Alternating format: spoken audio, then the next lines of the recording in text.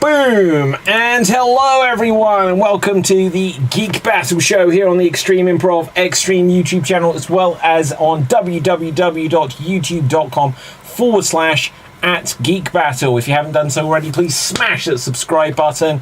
And tonight we're going to be reacting to all kinds of things. There's been so much happening in the world of geekness. There's been a new trailer for The Flash.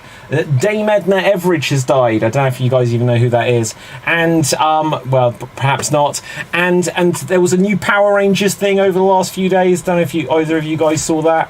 This is going well. Maybe you guys have seen some stuff as well. We're going to react to it and so much more, as well as having some geeky old fun. Capital Fave, say hello to the people.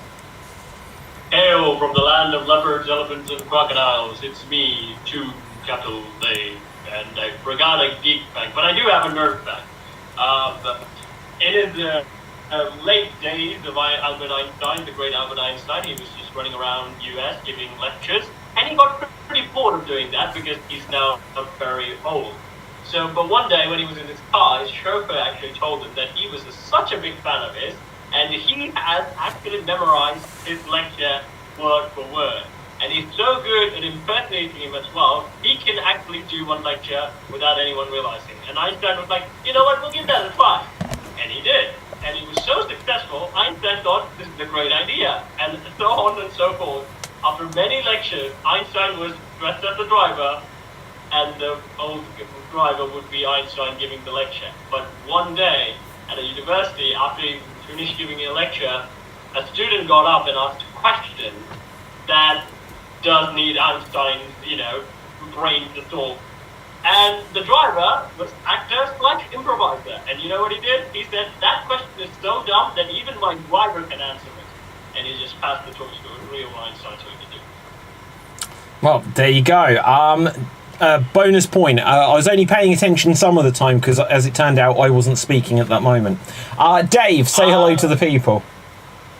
Hello to the people. I'm Dave MC, and I have a new background. I am now travelling through space as we speak. I don't know when I'll be home. My geek fact is, so in Mandalorian culture, people think that the Darksaber is the symbol of Mandalore, when actually it hasn't always been. There was a artifact called the Mask Mandalore, which Mandalore the Ultimate wore during the Jedi Civil War, which was made from the bones of the mythosaur. So the mask itself was mythosaur bone. It was then, when Revan defeated Mandalore, he took the mask and buried it. When he came back to Mandalore, with Mandalore the Preserver, they kept the mask, so that is also a relic, which technically should mean that person is willing to rule Mandalore. Ah, fascinating. Interesting stuff. Definitely a bonus point there worth having. Now, something we were talking about just before we went live on the show was what our first exposure to Superman was. And let's just go through this. Dave, you were saying something interesting, and I sort of cut you off so that we could tell this on the show, so I'll come to you first. What was your first exposure to Superman or Superman films or what have you? So, the first full memory is watching Superman 2, but the first memory I had was when I was a lot younger, and Superman 3 happened to be on, and I just caught the end of it. So I just saw I don't remember names because I haven't seen the movie in a while, but it's the lady, she goes in the machine, she comes out like a cyborg. And I just remember that image, just her in my head, and for years I was like, why can't I find this movie? I want to watch this movie again. Wow. Where is it so I can see that ending? Wait, but there was only 4 Superman films. Why didn't you just if it's not one, then watch the next couple? I was too busy. I was actually going outside being a human, I was going out in the garden and eating whatever I could find, What, you were like a feral child, just foraging for berries and stuff? Well, there is a story that my mum told about my mishaps in childhood. In that in our house in England, we used to have in our very very old small garden, we had 4 little trees, and always during the spring and that there would be spider webs accumulating in the trees. Wow. And one day I just, in my child mind, I just decided, you know what, I'm going to run through each one of these little trees. And as I ran through one of them, a spider went in my mouth. Great. Did you get spider powers at least? Yes, I have a tolerance for liking people. Wow, that's amazing. When I was really young, I woke up and I was like facing a wall and there was a spider there. It scared the shit out of me. You know, unbelievable stuff. But Cap, what was your first exposure to Superman? First exposure to Superman is on the Justice League animated series. But the weird thing is that I didn't actually speak or understand English that well at that time when it was on the air. And when I was watching this, okay, these were all cool superheroes, but I had to decide who to pick so I could play in school as that hero. So there's a group of characters, Superman, Batman, Green Lantern, and all that. And because of that, I assumed that Batman was also same as Superman, that he can break a building with one punch, he can do all that stuff. They just have different costumes. That's probably my reasoning behind it. And I was like, I'm Batman, and I looked at a random guy who wasn't even my real good friend yet, and said, "Yo, Superman!" And he was like, "What? I'm Superman, thank you!" And my best friend was like, "Why the heck did you just give Superman?" He understood English a little better than I thought. And he said, "He's the most powerful hero. I wouldn't mind if you take it, and why didn't you just give it to that guy?" Yeah, yeah. I think like Action Comics #1 was my first exposure to Superman. Because I am that old. No, it was definitely a Christopher Reeve movie. Tiny chance that it was like the old like 50s cartoon though, because I definitely remember seeing those, and it looked like really amazing animated. Like it might have been Fleischer or whoever did it. In that cartoon, Superman actually punches criminals. He just literally punches them. Not like and in fact, I definitely would have seen, because I think it was on that cartoon, but they may have used it on I definitely remember seeing some of like the older films where they would give that like intro, faster than a speeding bullet, faster than locomotive, and stuff like this. And you'd see Superman fly, and it would just be live action, but he would be animated. You know, that was like how they used to do things, which was great. Like there's like an old Dracula film where the original actor to play Dracula, Bela Lugosi, turns into a bat, and he stands there like this, and he just becomes animated as a bat and flies off. It's brilliant, and that's how they used to do it. And I think they should still do stuff like that. Wow, you're black and white. Yeah. Yeah. Absolutely. No, Pat. Bela Lugosi could actually turn into a bat. Yeah, but speaking of which, like Superman, Henry Cavill may or may not be back, going by some rumours, in The Flash. Whether or not he definitely filmed something, whether or not they actually have kept it in the film for The Flash, we do not know. But there is a new trailer for The Flash out. Have you guys seen it? Yeah, I watched it. Okay, what is our reactions to the Flash trailer, or should I just say Batman Returns 2 trailer? Controversy aside, like speaking is just for the forget the controversy. Just look at it from this perspective. It looks good. You know, I'm glad they kept with the point that the whole reason Flashpoint exists is because Flash wanted to save his mum, and you know that was the whole reason behind it, and then changing the whole different Batman thing. I think that's pretty good. It's very heavy on Michael Keaton, the Batman. That trailer was very heavy on the Batman now, and I think Warner Brothers is doing that because they think that will be the reason, the number one reason why people will come and see the film. So they're going to go, look, Batman's the majority of this movie. Go and see Michael Keaton again. Yeah. I completely agree. I think they've realised that the only people that go to the cinema, or the only people who do anything, buy anything in geek culture, are people who grew up in the 80s and 90s. And everyone since then just doesn't. Well, look, you know, Cap, like, case in point, Capelthave on this show, audience, I'll put some context to this. Capelthave each week will say, I haven't watched it, but I saw some memes. It's like, you're not their market. You're not going to see their films. You are like looking on the internet, you're seeing some memes, and then you know the whole plot and everything based on that. Whereas one of the things which I will mention this week is like maybe it's been out a week or two, but I've only just seen it. Like Netflix did like a sequel to the old Power Rangers, the same way that they did a sequel to the old He-Man, and you know they've disregarded the reboots and stuff like this. And when you watch it, it's definitely in the style that kids will have watched back in the day, but it's definitely made for adults. And that's all they do. All these like collectibles and things, you'll buy action figures where on it now it will say for ages 18 and up. And all of this stuff is just for people from the 80s and 90s to relive their childhood. And so they are putting Tim Burton's Batman into this film. It even comes up with a Batman logo at the end of the trailer. They don't care. They're trying to minimise Ezra Miller as much as they can. And they're just trying to make this Tim Burton's Batman #3. It's kind of hard to do when the movie is entitled Flash. Yeah, but you know, they buried themselves into that, so now the trailer is just going to say Batman. But to be honest, I think even for the new fans, right? I think new fans in general don't not a fan of Ezra Miller, don't really care about the Snyderverse continuing anymore because there's no chance of it continuing, and Henry Cavill is not back.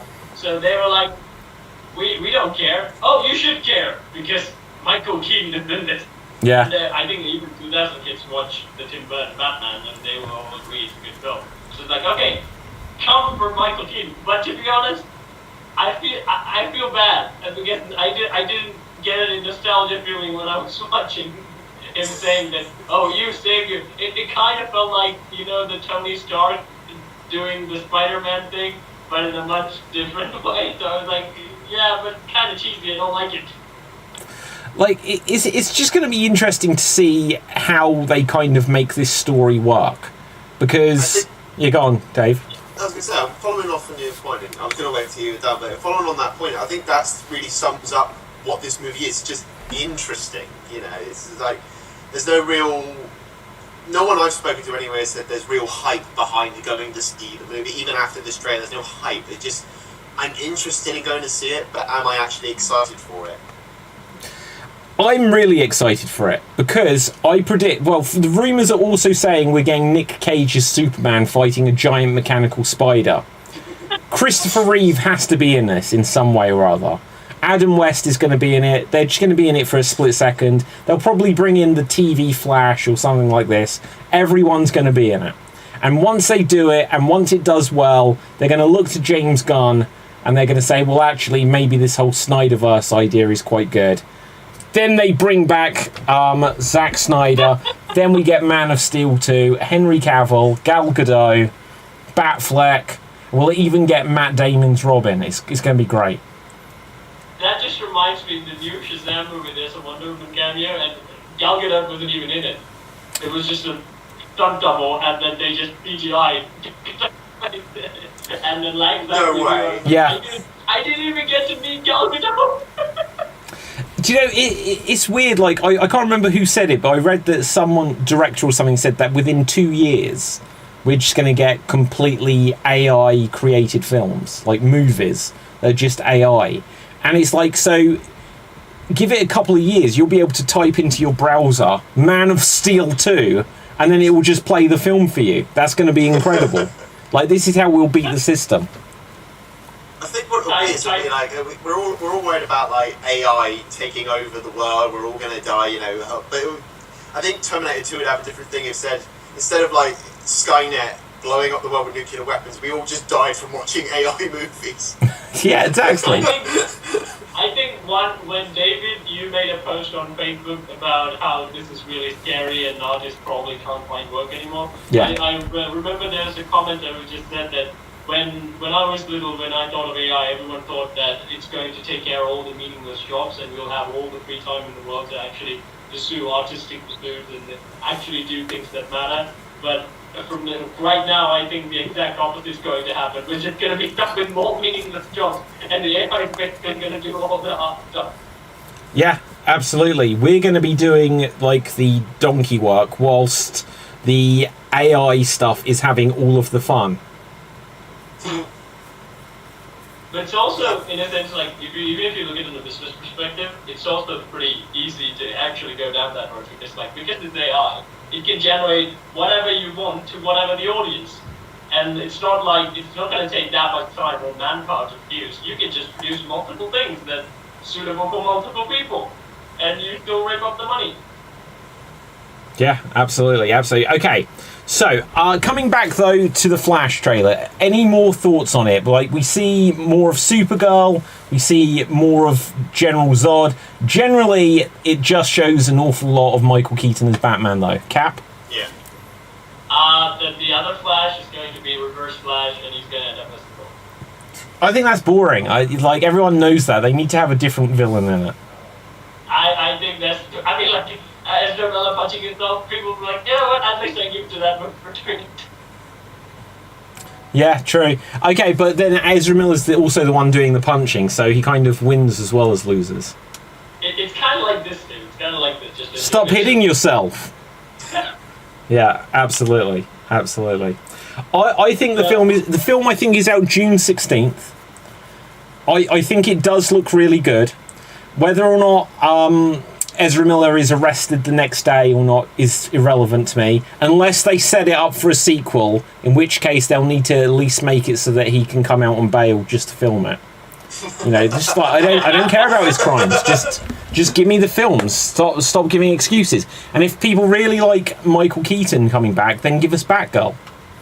Well, they couldn't let Ezra Miller out on bail because the Flash doesn't wear an orange jumpsuit. Well, it's true. Yeah, he wears a red one. But yeah, go on. But here's the thing, right? Flashpoint is usually like a comic scene in the cartoons, right? That's how they reset the universe and just start over again. So there's an Aquaman film coming after this. You just have to look at the scheduling and go, what the fuck are you doing? I mean, like, even if you are going to reset the universe, you should put Aquaman first, and then you put Flashpoint and just end the whole thing, and then you start your universe. But is it like, we'll see. Well, it's so messed up because it wasn't the thing that Jason Momoa said that he filmed scenes with both Ben Affleck and Michael Keaton, and now neither of them may be in it. It's like they just need to decide the order of these things, but like nothing they've announced for the DC universe, like the cinematic universe, sounds exciting to me. None of it. We saw Superman sat on a toilet cloud. It was all just like another team up. Here's some villains. They're all monsters. They're going to team up. Amanda Waller is getting a series, and I don't know that character enough other than that she's just like the admin person. I want to see the superheroes who do the fighting get a show, not the person who... It would be like... It's like, instead of watching the football, you just watch, like, the coach on the bench. It's like, I don't want to see the coach. I want to see the football. I would say she's an interesting villain, but again, she's an interesting villain. You need actually good guys to... She's a villain? Yeah. Okay. But, like, the Suicide Squad were the villains, and she was the ones controlling them. Yeah, because she was the biggest villain. Okay, I suppose. Fair play. Okay, anyone see anything else they want to react to or anything? The new Witcher trailer has dropped. Nice. And everyone's like, we don't care anymore. Still with Henry Cavill, right? Yeah, it still has Henry Cavill, but people don't care because this is the last thing they're going to see him. And also, again, like the comment I made earlier in the group chat, this is the season where he went, okay, that's it, I'm out. Yeah, because I saw, just before coming on here, I did see someone else talking about this, but someone had said the director of this season of Witcher had said, we don't care about the books, we're not following them at all. Yeah. And then, of course, they got... There was a leak thing saying that at the end of it, Geralt, I probably said his name wrong, apologies, but Geralt says, I'm no longer the Witcher, which apparently is, Cap, I don't know if you can correct me on it, he does give up being a Witcher, right? In the books, that does not happen, so, and I don't see you can give up being a Witcher because, it's a biological thing. I don't actually know what they're actually going to do with the series. But as I would say, it kind of reminds me of the new Star Wars, which is that everyone is a Mandalorian. Anyone can be the Mandalorian in a sense. I mean, at least that kind of makes sense. But I don't think so. So I don't get it. I was like, he's not going to be the Witcher anymore. Like, okay, so you're ending in season 3. That in that sense you can basically make a happy ending, but that's not how the book said. Yeah, absolutely. So just to do a little bit around, so you know the clip that you said that they don't care about the just doing their own thing, right? So again, if you look at the early stages of The Witcher, right, when Henry Cavill dropped in and they were like doing all this promotional material, right? They were like, Henry Cavill's like, oh, we're gonna follow the books, and then I pay respect to the games, and then the producer was like, oh, we don't care about the games, we're just doing the very, very good adaptation of the books. That was like the season 1, and season 1 was fairly good. Again, not 100%, but was fairly good. And then in season 2, Henry was like, oh, we're not doing the books, I'm a pretty stickler for that, I wish we could do that again. And then the producer was like, we're not following the books, we're just gonna do our own thing. And then now Henry left, and afterwards, like, dislikes on their Witcher page is like gone very down. The producer was like, oh, we love the story, we're just gonna do the best adaptation. Season 3 is gonna be the best adapted of all the other seasons. The interesting thing with Henry Cavill is, I think when he says, yeah, we're going to be faithful to the books, he's kind of pigeonholing them, so it kind of means that, oh, now they've said it, so now they've got to try to keep this promise. The same as he was like, guys, I'm coming back as Superman, as a last-ditch attempt for them to not replace him. I think he's just hopeful like that. It'd be like me being on this show. It'd be like me being on this show and say, like, in 2 weeks' time, we're doing Geek Battle live on stage. Cap is coming over to England. So is Marty and Dave. And you're like, guys, David, you didn't say that. I'm not coming over to England. I was like, I've announced it now. You've got to. It'd be like that. Yeah, that's what I think it is. I would agree with that, but the problem is that even in the season 1, before he said that they were going to do that, that's their marketing as well. The producer literally came out. She was the first season was worried about that they were not going to be faithful to the games, and she was like, "No, we're not doing the games. Gamers, shut up. We're doing the books."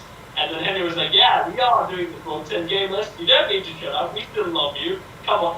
I see this completely. All the executives, all the people who want the show to do really well, always shit the fans, like the gamers, books, anyone, and then some actors will be like, no, come on, Chester. We still love you.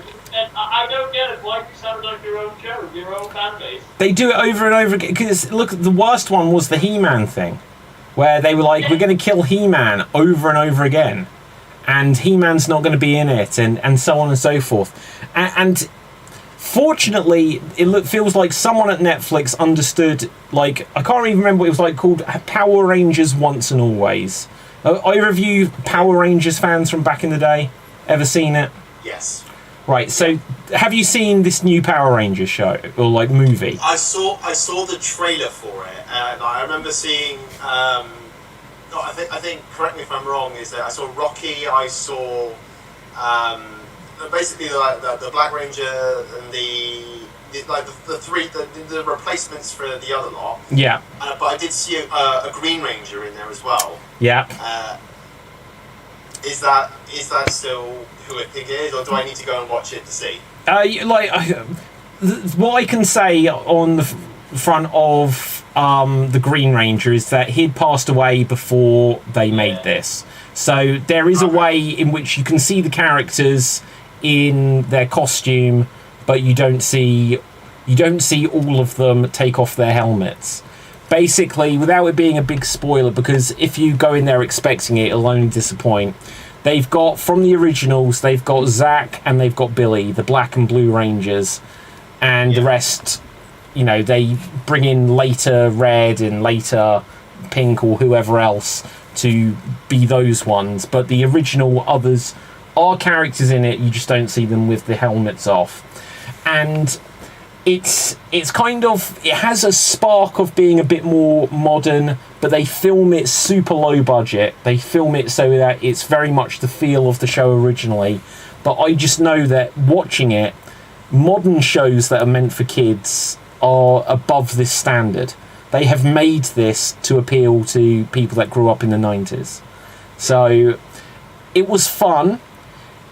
What I kind of expected, what I think they should have done, in fact, in the same way that Cobra Kai took the Karate Kid, and for people like, when you see like Karate Kid merchandise, it's all of the old characters. It's none of the teenage characters, because they know that the show is mostly for people that grew up with it. And they should have done the same for this. They should have made it so that it felt a bit more gritty, a bit more realistic. Still could have had the fun and like the bad looking costumes and stuff like that. Just like how when Doctor Who came back, they modernised like some of the costumes and some of it became really good, but some of it was still just people in rubber costumes or whatever. Like a Cyberman doesn't look like he's made of metal. He looks like he's made of rubber, right? Basically. And you got me there. well, it's true though, isn't it? It doesn't look like a Terminator. They don't shine. They look like they're made of foam or something.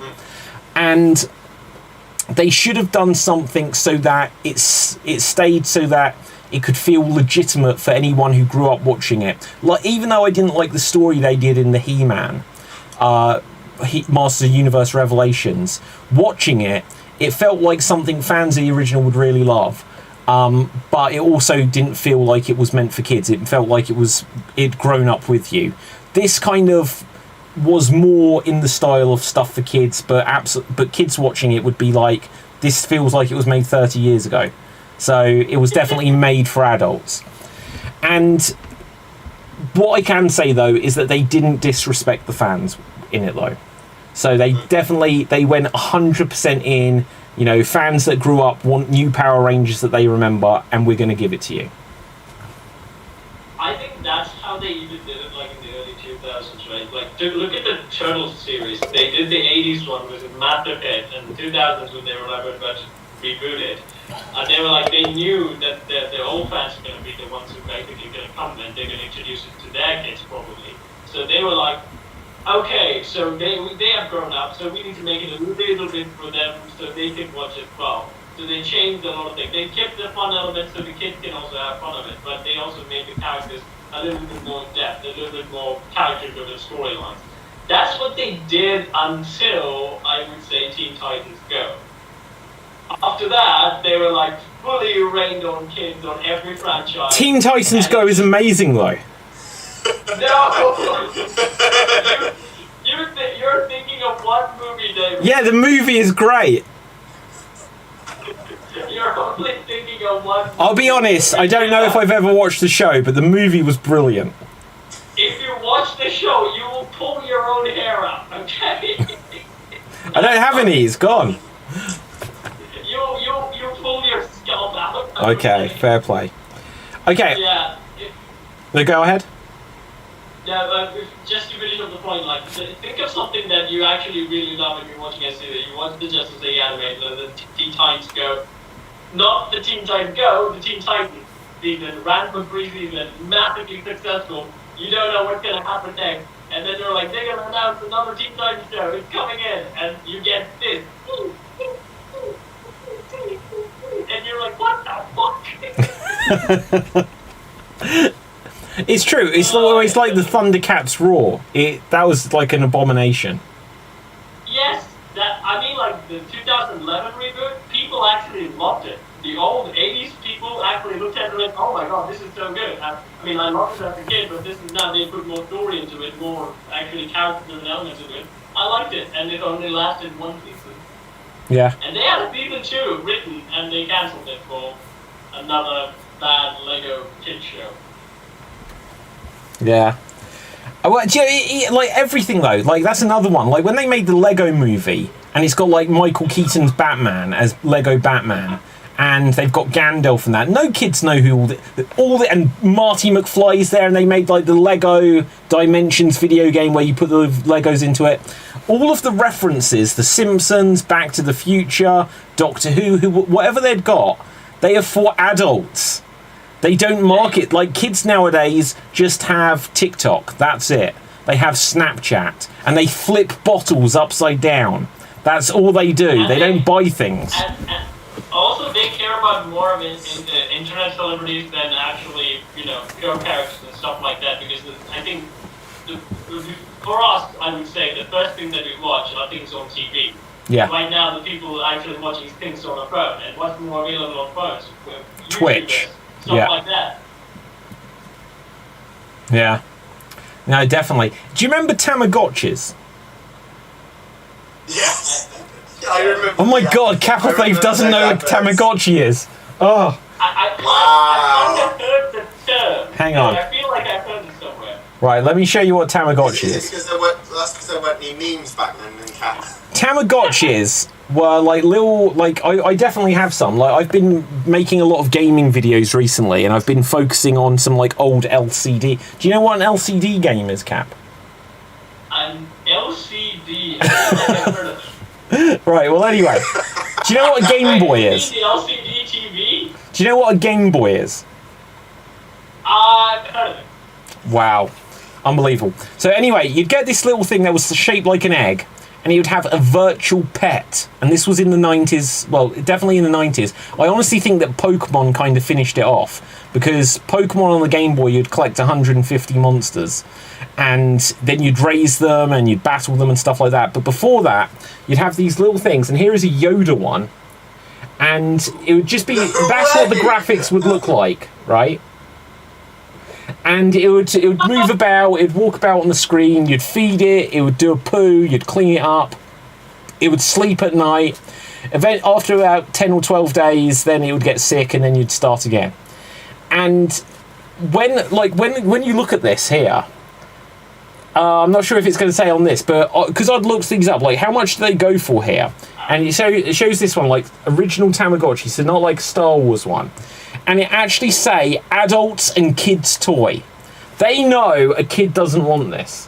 Everything they market nowadays, children's toys, like I'm not immune to this. I've got my Lego Luigi. They're just selling this stuff to adults because they're only interested in YouTubers, Twitch and stuff.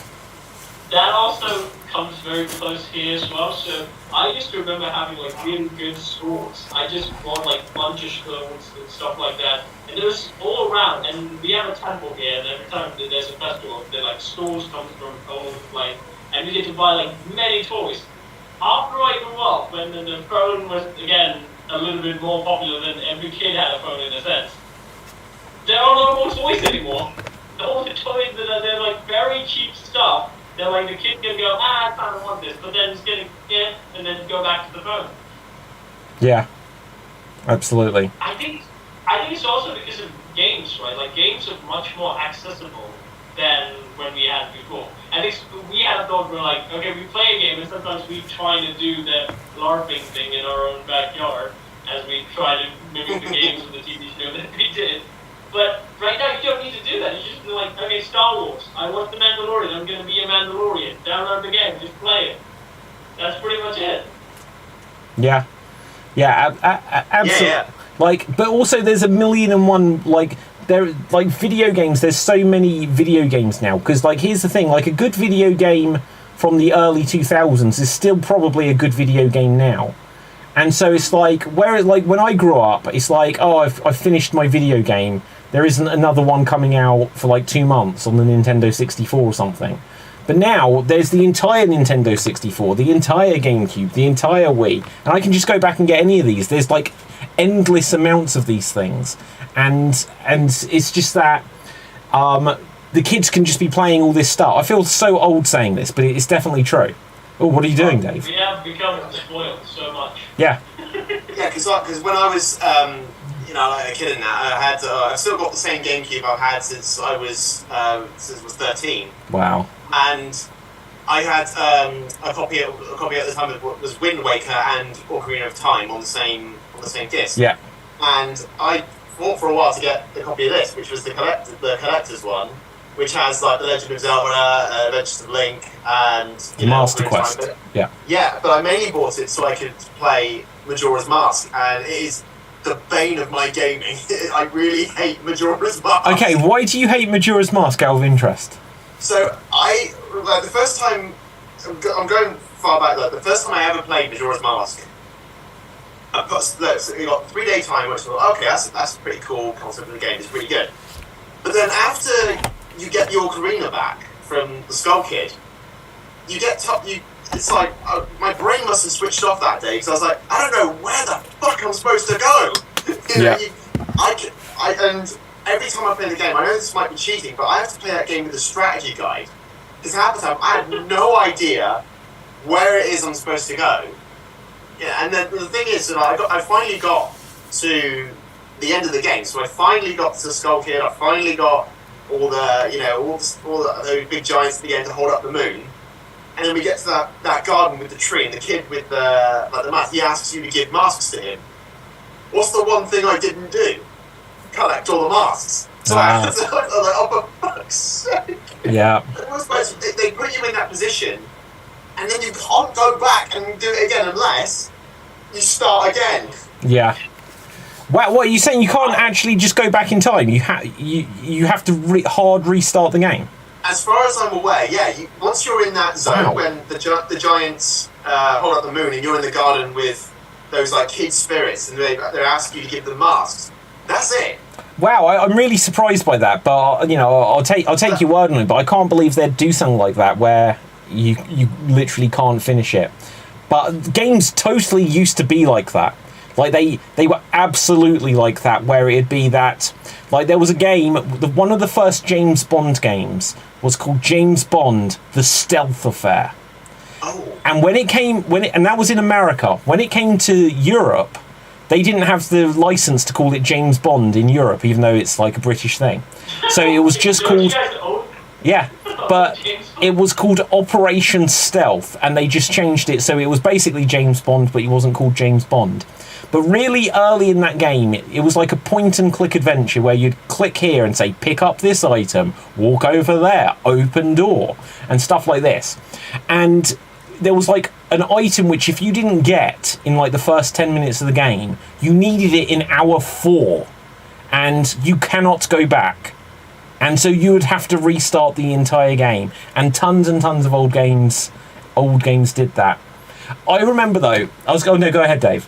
I was going to say, I remember like Metal Gear, like the Nintendo Metal Gear. It wasn't like it is now. It's not a stealth game. It was an action game. Yeah.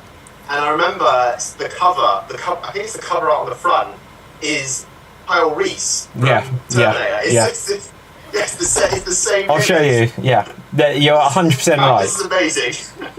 Okay, so let's have a look. I think that was the. Now, was that Metal Gear or was that Snake's Revenge?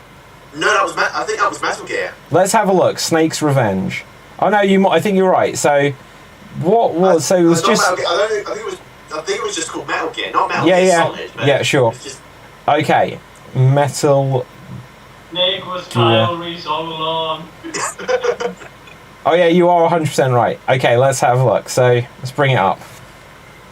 Look. It's Kyle Reese. If we can get it in focus. They did that all the time.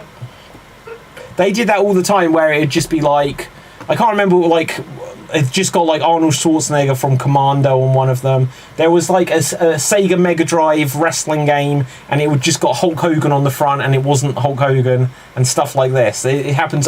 In fact, I just did a video, which I put up on my gaming YouTube channel, where I say how the game Resident Evil 4 is actually a remake of the arcade game Final Fight, because and I go into it in the video how basically they have the same premise, the same ending, like you even do like suplexes, the exact same suplex you do on the guys that you beat up in it, and there's the same villains. But one of the things I point out in that is that one of the characters you play as, he's in Street Fighter as well, I think at times, but he's a retired former wrestler. And as you go through the game, you're walking along, and there's just Andre the Giant stood there, and it's 100% Andre the Giant. And then you go up, and there's like the Road Warriors and stuff like this. And it's like they've absolutely stolen people's likeness. Whereas I remember, what was the game? It may have even been either The Last of Us, or was it The Last of Us where Ellen Page, now Elliot Page, sued Naughty Dog because the main character was just exactly her face. Yeah. You know And- what? I always have that. I always think like, she kind of reminds me of someone. But like the weird thing is, was it Beyond Two Souls that Ellen Page was in?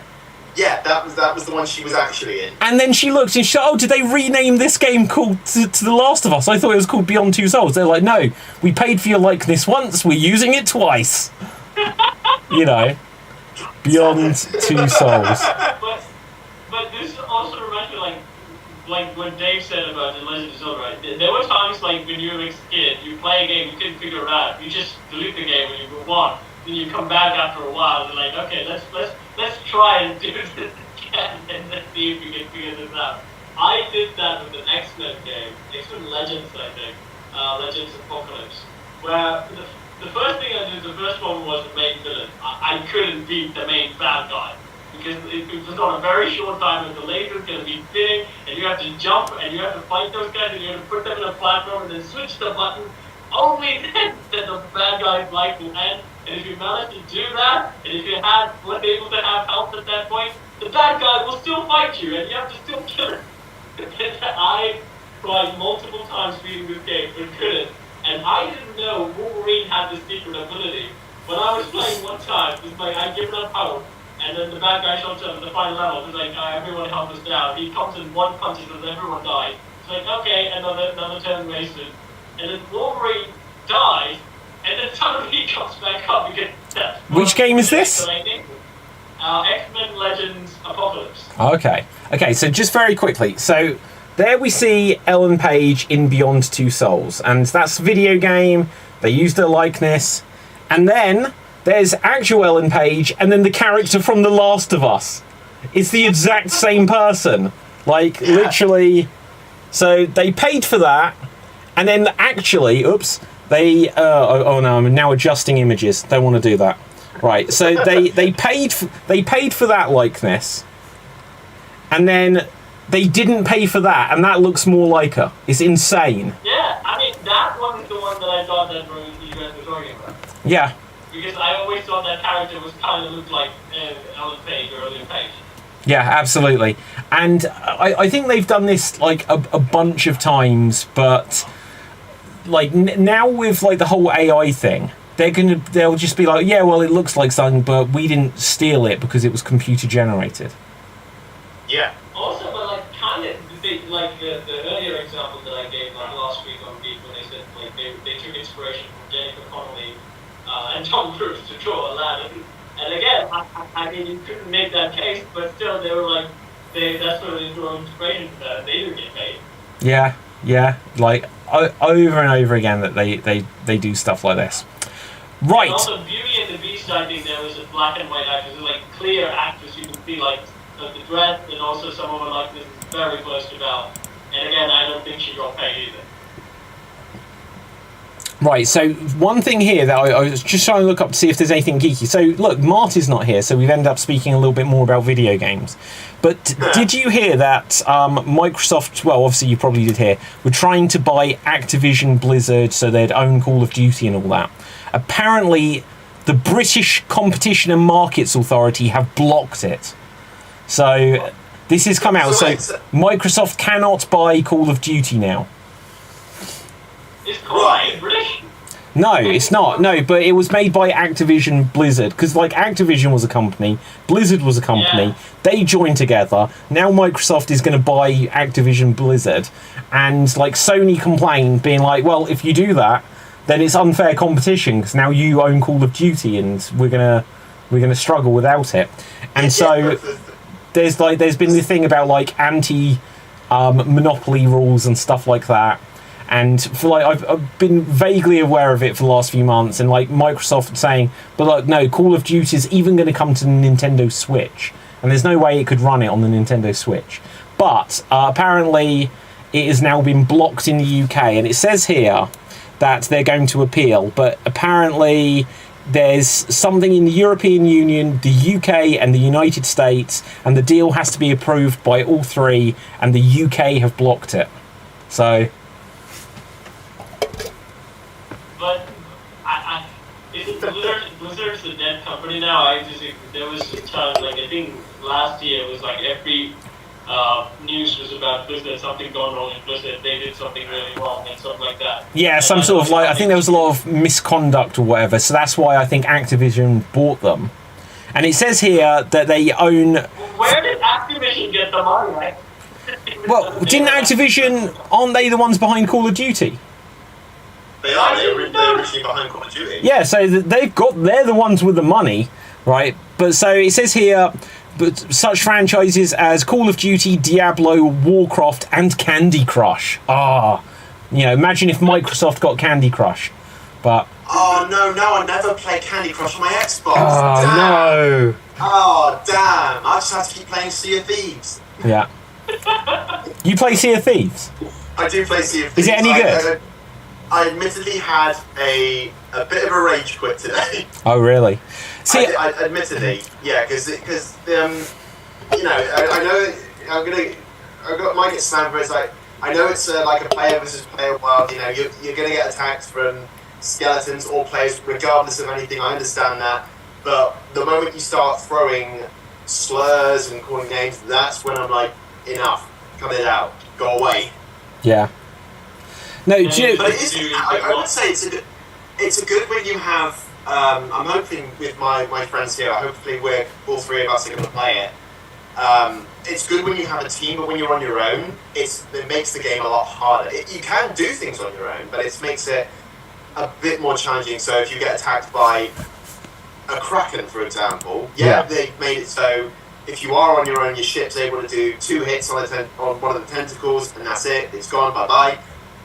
But at the same point, you have to shoot the cannons, you have to load the cannons, you have to repair damage to the ship, you then have to get back to the cannons and shoot again. All that time on your own. It's fun when you're island hopping and getting treasure and fighting the other skeletons and that. But it is a bit like, when's the next attack coming? I don't know what's about to happen. Yeah. No, absolutely. Didn't the Ubisoft was about to do Skull and Bones, which has took like so many years for them to put out? Have they even put it out yet? Skull and Bones? Yeah, Skull and Bones. So first they had a trailer of someone like a Shane Cormac guy. They're like teaming up, Sea of Wolves. Again, it's Assassin's Creed Black Flag, but in different settings. And I always thought, why don't you just do a sequel to Assassin's Creed Black Flag? It's one of your best-selling games. I would love to play again that because the Assassin's Creed after that kind of went to shit. So, but then it's been around, I think, like 2016. No, not that. That's coming out this year normally. Oh my gosh. They announced it like 4 or 5 years ago, I swear. It has to be that long. But aren't they also, Ubisoft is also done by another company, right? They were bought out by another company. That's news to me. Yeah. Don't know. But they also had the same problem as Blizzard did when, again, misconduct or this kind of obvious problem, and also I think Valhalla did sell, but it didn't actually sell them enough to, keep the problem going. And that's why they got bought out by, and they announced the new Assassin's Creed games. I think it was kind of like Prince of Persia stylish and stuff like that. They were only able to do that because they were bought out by a different company. Yeah, but with the Assassin's Creed stuff, they're going back to what made it Assassin's Creed. Like I think, which one was it? The Greece one, Odyssey and Valhalla. They were more combat heavy. They weren't really focusing stuff on what was like Assassin's 1 to Revelations 3 and 4 and that, the stealth aspect. You know what they were, Dave? You know what they were, Dave? They looked at awesome. The Witcher. They looked at The Witcher and thought, you know what? We're gonna make dialogue options. It's history, but we can still choose our path. No, I'm not saying that they're not bad games. Honestly, I really enjoy. I enjoy Valhalla as well. I do enjoy them, but I just don't think that's what is Assassin's Creed. They're going further and further back and saying, right, we've had Origins, so we see how the Brotherhood and the Templars were sort of there, but at the same point, like, they're more combat oriented now as opposed to stealth oriented. But this is my problem. This is what they should have done. They had Ezio, and they had like 3 or 4 games, I think, right? With Ezio. Yeah, with Ezio 3. Yeah. Okay. Then they had Connor. Connor wasn't successful, even though I actually liked it. Connor wasn't successful. Okay, you moved to Edward. Edward was successful. Give us 3 or 4 games with Edward. You could have stretched it out. You just went like, oh, we're going to do 2 different times, and you now just ran out of time period. But even then, the story of Assassin's Creed, I think kind of, in a way, did a Resident Evil in a sort of way. It kind of went all over the place. So then it was like, because we had in the end of Assassin's Creed 3, we had the Desmond, he gave himself up, but the world still ended, and people were being controlled. Wait, the world ended? Yeah, they kind of... Spoilers. No, it's alright, I don't care. I think it was in the Unity one, where they announced, we've got the Assassins, we've got the Templars, and we've got this third faction, which is now part of, it's sort of, they're playing both sides sort of thing. But then they dropped that and sort of went, let's go back to what we were doing with the Assassins and the Templars. Let's go back to that, but let's go even further back, and then we'll just confuse the plot even more. But this is the problem, like, they're one of the most narrative-driven games. Like, the writing of Assassin's Creed, like, really, like, even if you can give it an academy, you won't give it. It's like, it's really good. With the historic character, I mean, like, they kept it in a really cool way, where they can play around with history and also give a lot of edge to real history as well. They make you inspired to read or stuff like that. But then again, my problem, I kind of liked Unity. Syndicate, I hated. I didn't like the heroes, but England was kind of good in that game, I'll only say that.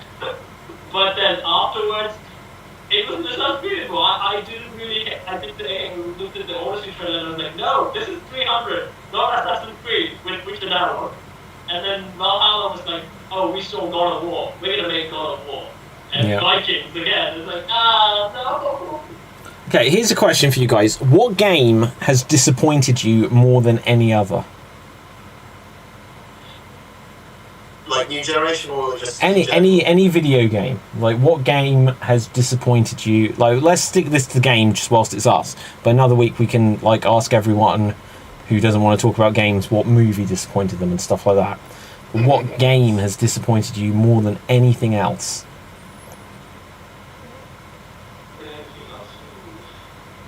Sorry, just checking my board. Yeah. Like, I know this is going to be a provocative answer, but the one that comes to my mind is probably Resident Evil 6. No! And look, I'm a massive Resident Evil fan, so maybe that would come to my head straight away anyway. Or maybe it will come to my head just because there's that little demon in the back of my head say it to upset Cap, right? I'm not saying it's the worst game ever, but it disappointed me. It was a letdown. I really liked 4. I really enjoyed 5, and 6. It was just garbage. But here's the thing: a lot of people actually hated 5, and the people who hated 5 less hated 6. I would say they didn't really like it. Maybe. But it kind of like caused them to have to almost reset the series thereafter. Yeah, but I think they disappointed the fans very bad. But I think the game was still successful. A lot of people bought it. Yeah, they bought it, but then like when they'd got it and they're like, shit, what do I do with it now I've got it? And then they had to get rid of it. And so that's why like 7 was completely different. That's why like Revelations 2 tried to be very different than 6. But I think even in 6, right, I think the writing standpoint, they just got themselves in a corner. They can't do the same stuff they did anymore. They already did 4 games. And thinking about 6, they basically took like, you had Chris in one game, you had Renault in one game, you got Ada in one game. You know what? Just have them all in one game and you can just get playing them in different stories. Yeah. Because they don't actually know what to do anymore because all their characters are I'll say this. The Resident Evil, as much as a fan as I am, and look, they can always do a reboot or something, the story of Resident Evil ended with Resident Evil 5. With Chris saving Jill and defeating Wesker. That is the story that has been played out since the very first game. Now, you may say, oh, what, so the ending doesn't have Ada and Leon? I get it. But realistically, then they were like, suddenly, Wesker had a secret son. And it's like, oh, come on, like, the story was over.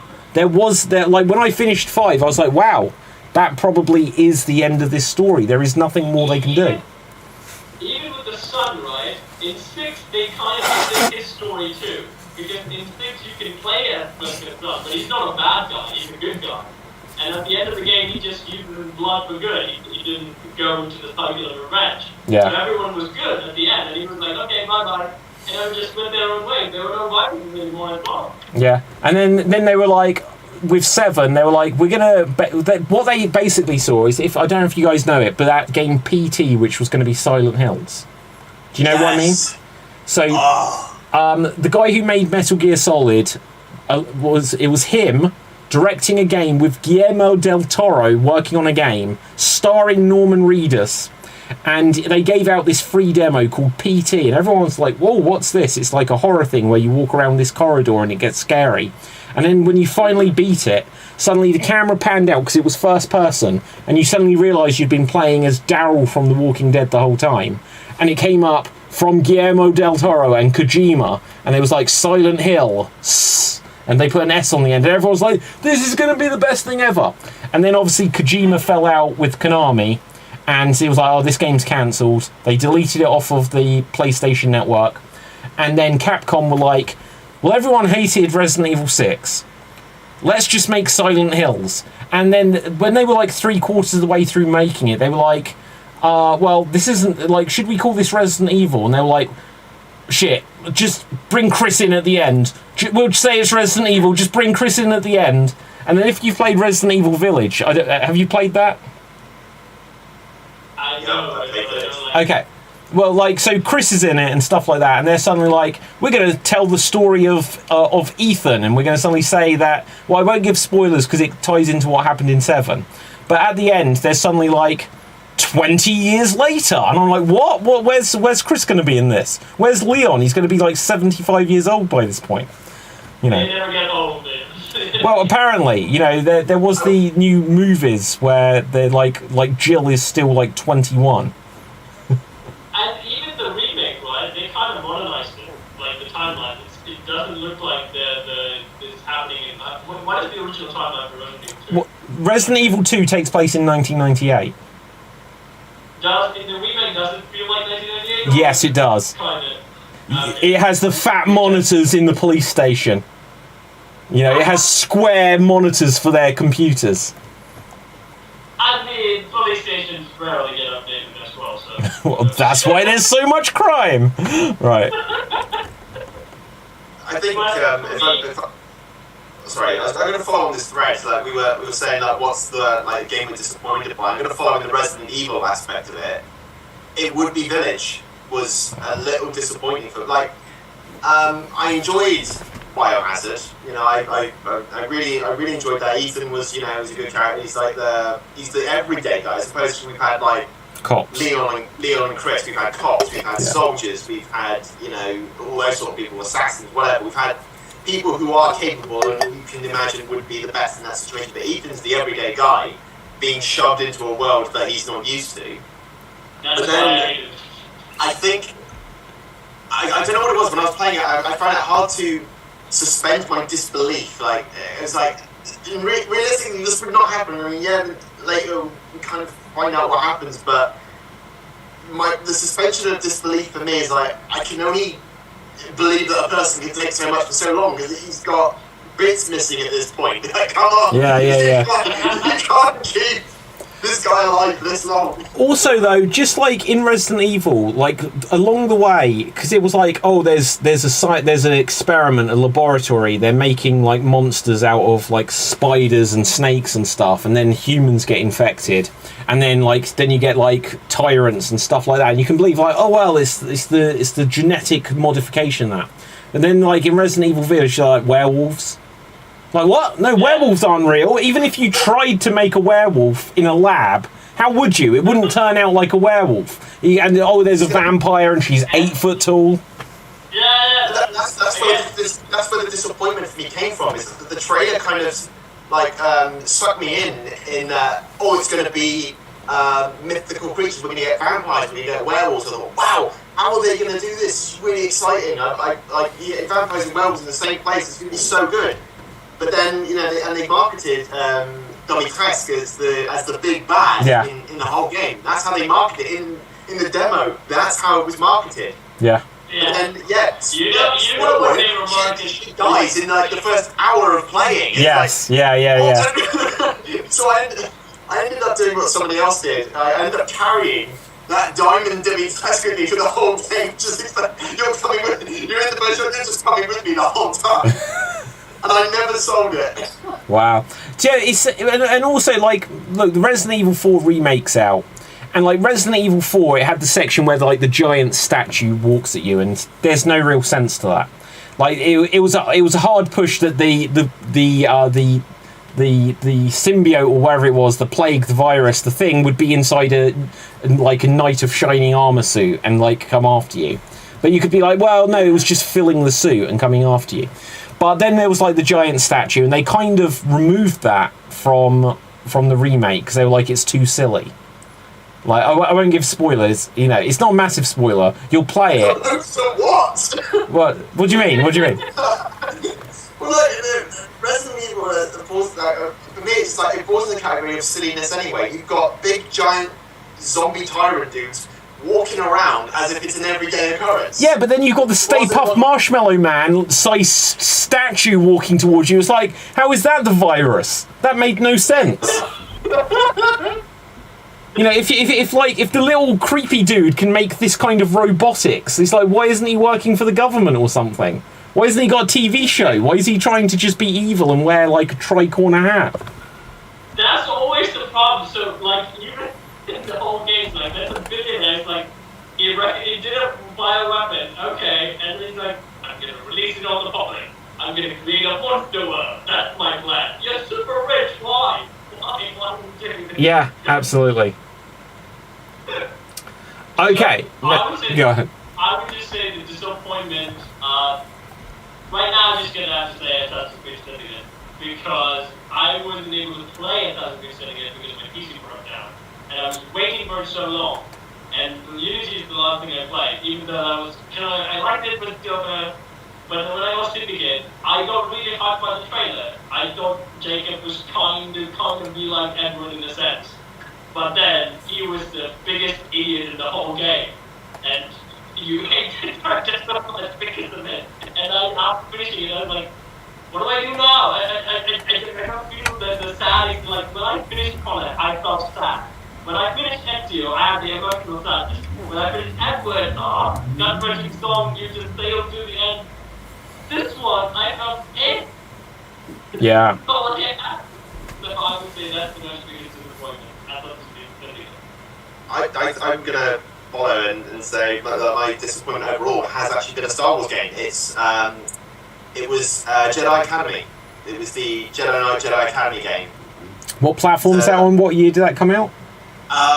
Year-wise, I don't know exactly. My research isn't great into that, but Sure. It was on computers, I believe. It was on Xbox as well. So if you played Jedi Knight 2 Jedi Outcast, it follows on from that. So you've got the character Kyle Katarn, he's back, and you play as a Jedi in Luke Skywalker's New Jedi Order, and there's a Sith tribe. They're called the Children of Marco Ragnos, who is an ancient Sith Lord. They're trying to resurrect him, and you play as your character Jaden, whether it's male or female, and you go through this sort of path where you choose the light and the dark. And for me, it doesn't really. It gives you the big impact points from the get-go. There's no, like in my favorite game, Star Wars: The Old Republic, where every little action you do affects the big overall plot. But then you've just got small planet, big.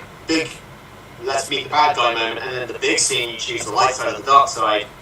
And no matter what you choose, Luke reprimands you for it. If you go for the light option, he's like, "Oh, your confidence is great. Follow the light." If you choose the dark option, he berates you. It's like, "Oh, I sense darkness in you. Please change now. Crazy Cap? So I know. I just want to follow up on that say, just kind of big for the movie one. Did Mark Hamill agree to the sequels because he thought they were doing the script that George Lucas wrote for the actual sequel, but then the other guy was like, what the hell, what the hell are you doing? Like, I just wish that he'd said something about, look, I'm not doing this. Like, just quit. He would have, but I think he already signed the contract. So? Like, I wouldn't do it. I wouldn't have done it. Probably money. Well, you maybe do it for the money if you really want the money. But I'd have read it and I'd be like, I'm not, like, no, I'm not, you're not killing me off. Like, just... I mean, like, if you refuse the contract, wouldn't you have to pay Disney? Or can they lawsuit you? No, just go public with it and just say, look, this script is terrible. It's like, you know, we're gonna have a talk. I'm, you know, gonna get George Lucas involved because we need to save this film to give the fans what they want. Just do like Henry Cavill would. What would Cavill do, as they say? You know.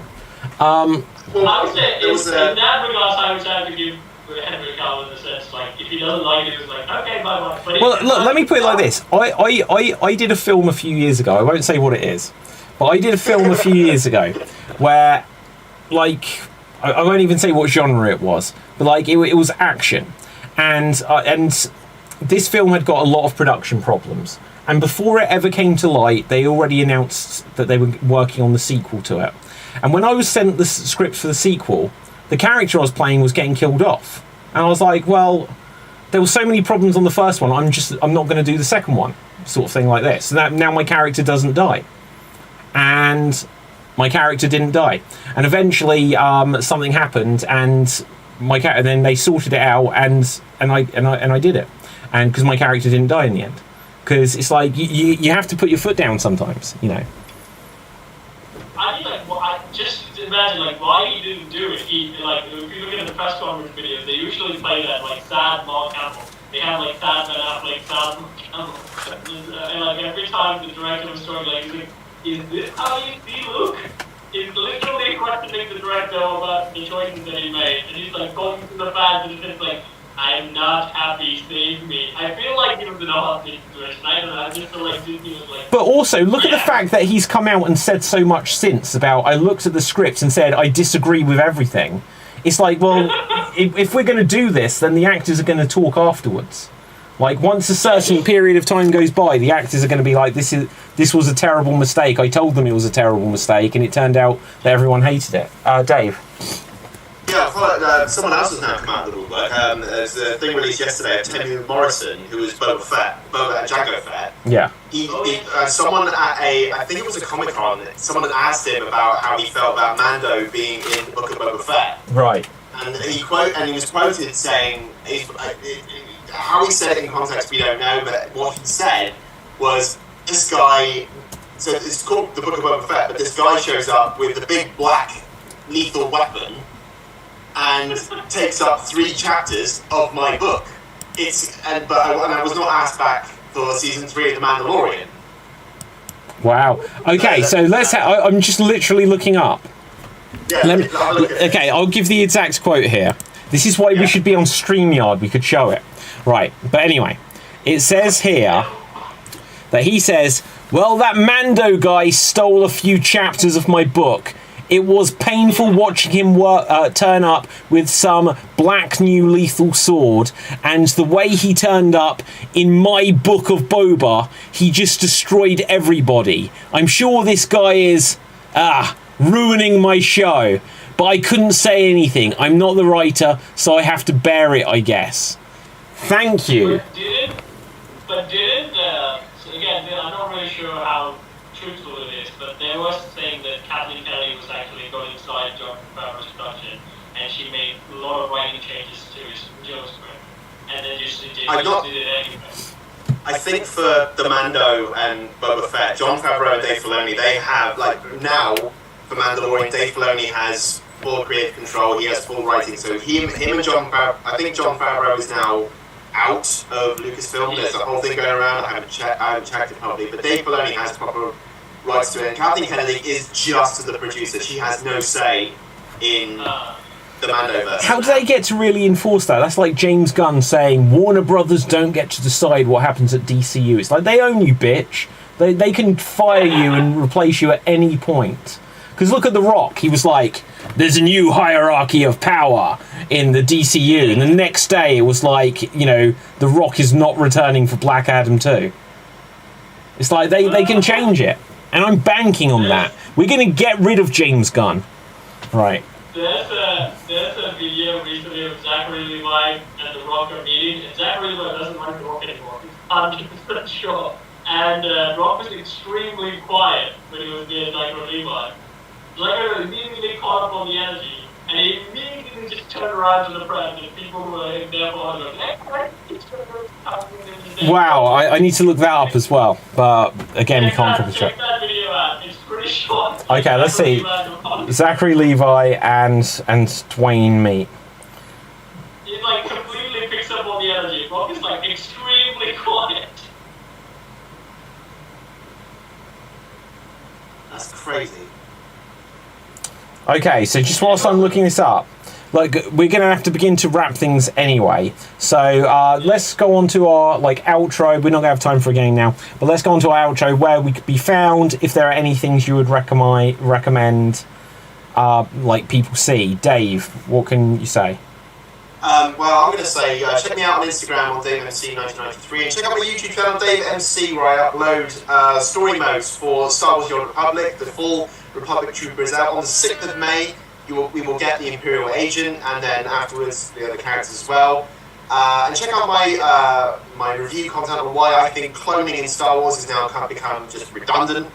But my recommendation, I say rewatch Indiana Jones. Like watch the trilogy Indiana Jones and just find your love again for that trilogy. It's amazing. Yeah. Okay. Cap, where can the people find you? You can find me in Sorties where I sing, I dance, I throw myself in a bucket, and I work with puppets. And recently, my video is I did the uncancelable Disney Princess. That's my short series that I'm doing now. The first video is out. I'm saying that you can't cancel Prince Eric, and I make a firm case about that. And also, I made a video about how live action really can't go to cartoons. My recommendation, actually, with Dave's video about cloning, I told him video. Check that out. Other than that, my recommendation for today will be, because it's all about gaming and stuff, so Marty says, I recommend the anime Kogo, which I did long ago, but I recommend it again. Go see and watch it. It's an easy guy anime. It's every video game player's dream come true. Where you go to a video game as an OP character as possible. It's fun, it's really good, so check it out from the and you can check me out on this show. Okay, good. Now, I found the video in question. So, Shazam meets Black Adam. I don't know if we can play the sound. So they're laughing, Dwayne's just got his hands. Oh, hey, you! And he literally just blanks The Rock. And now The Rock's saying hello to someone. We'll play this through again. Okay. Hey, I was just going to come and talk to you. No, you weren't. Well, I walked in the same room. Oh, look, there's you.